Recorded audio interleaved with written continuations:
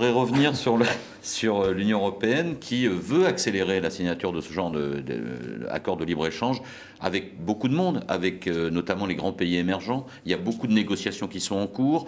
Au sein de l'Union européenne, on estime que si tous ces accords aboutissaient, ça ferait 250 milliards d'euros. Là, ce serait en pourcentage 2 points de croissance. C'est énorme. Donc, est-ce que vous êtes d'accord sur le fait qu'il faut continuer à aller dans cette direction avec les nouveaux grands pays de demain?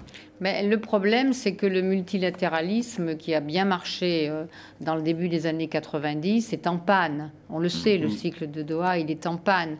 Donc, le cycle de Doha, je précise, c'est ce cycle de négociation à l'intérieur de l'Organisation mondiale du commerce qui est censé mettre un peu plus de libre-échange dans les échanges commerciaux. Le multilatéralisme, c'est quand même mieux pour les faibles, parce qu'ils sont mieux protégés. Quand un faible négocie avec un fort, c'est quand même le fort qui gagne. Donc, à la place, on a multiplié les accords de libre-échange. Donc, moi, j'ai un regard sur le passé.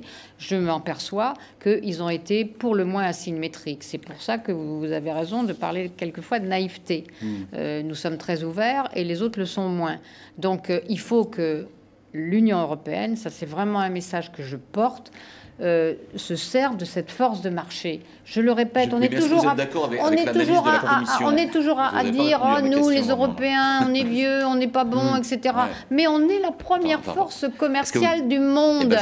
Donc il faut s'en servir dans les rapports avec les pays tiers. Vous n'avez pas vraiment répondu à ma question. Ce sont eux qui veulent faire des accords de libre-échange avec nous. Vous allez répondre à ma question.